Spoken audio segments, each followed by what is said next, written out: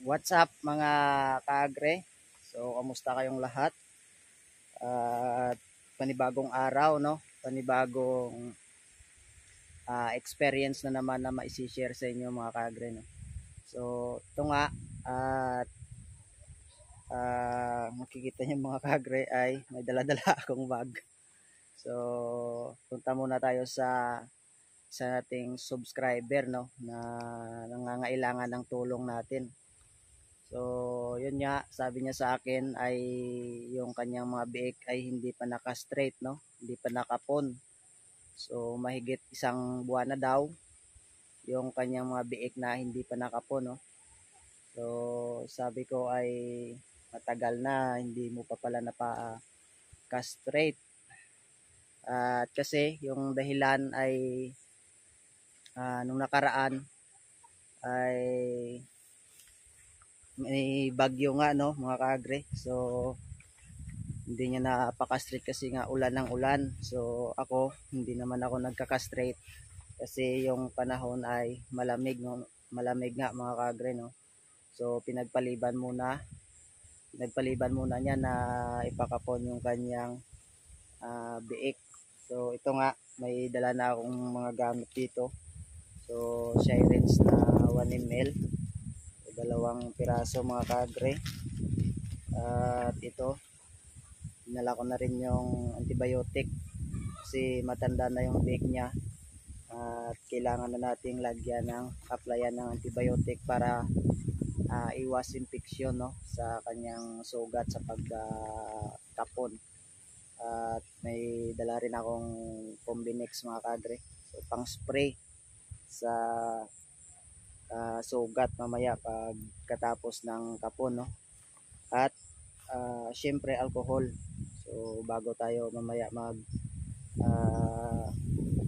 process ng kanyang mga biik sa pagkapon ay kailangan natin mag-disinfect sa ating katawan kasi nga galing tayo sa ating babuyan, no. So at bago tayo pumasok doon, o bago tayo magpunta sa kanya ay kailangan din natin mag disinfect, no, mag apply ng alcohol kahit paano sa ating katawan, no. Siyempre nagdala rin ako ng blade mga kaagre para kung wala siya doon ay meron na ako, no.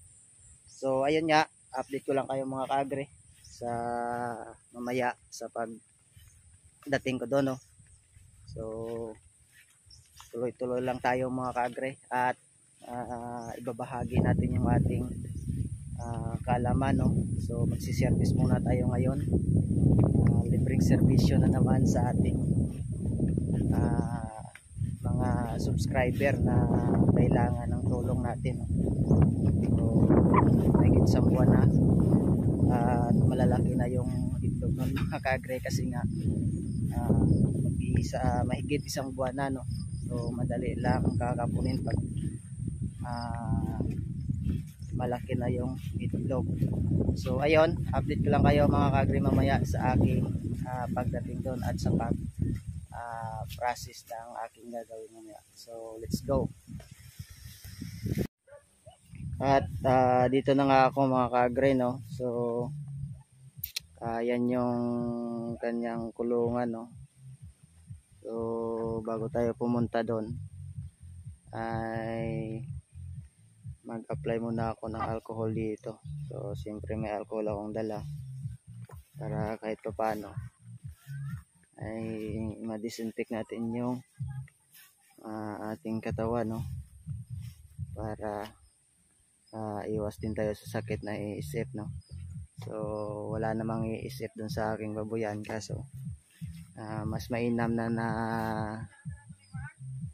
tayo ay palaging umiiwas sa mga ganyang bagay, no. Kailangan natin mag-disinfect sa ating sarili.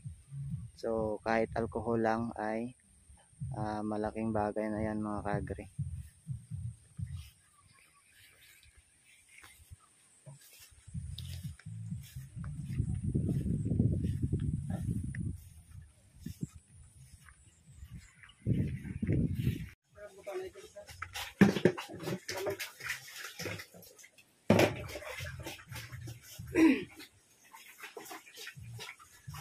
Tira snack bilogaw.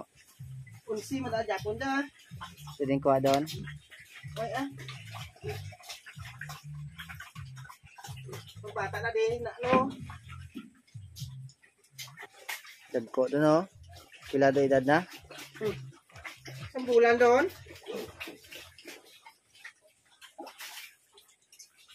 Swerte daw pa kanon na.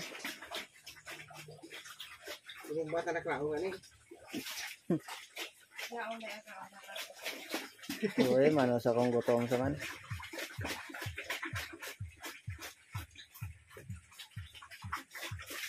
At ito pala yung gagamitin ko sa pagkapon. Blade, Stern LA, so antibiotic, dalawang needle ng Shirens. So yung isa ilalagay ko dyan sa buti ng Stern LA, pang spray, Combinix, tsaka alcohol mga kaagre, no? At yung Shirens natin na 1 ml na disposable.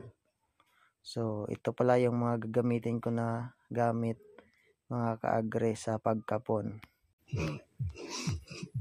At ayun nga, nagkumpisa na akong magkapon dyan, no, mga kaagre. So ang laki na ng mga beak niya at ang bigat na, no. Binagyan ko muna ng alcohol kasi medyo may dumi yung kanyang itlog. So inugasan ko muna ng alcohol at saka bago hiniwa ng blade, no. So medyo makunat-kunat na yung balat ng blade kasi nga nasa higit 30 days na yung edad niya pala, mga kaagre. So malaki na nga at mabigat na yung mga biik niya, no. Siguro tansya ko sa isang biik niya, yung pinakamalaki ay nasa 12 kilos na. So ang lakas na nga kumain eh. At dyan nahirapan siya maghawak kasi nga ay medyo mabigat na daw. At ayun, ito paano ay natapos na kapunin, no. So tawang-tawa pa nga kaming dalawa dyan kasi nahirapan na siya. Nag-inject ako ng antibiotic at nag-spray ng Combinix para sa sugat, mga kaagre. So ayun nga mga kaagre, natapos ko nang mag-process ng pagkakapon, no. So 6 yung nakapon ko na mga biik at isa lang yung pinakita ko sa inyo. So successful naman yung pag-process namin ng pagkakapon. So 6 sila at okay naman. So malalaki yung mga biik. Hanggang dito na lang mga kaagre. Salamat po sa inyo at happy farming sa lahat. God bless po.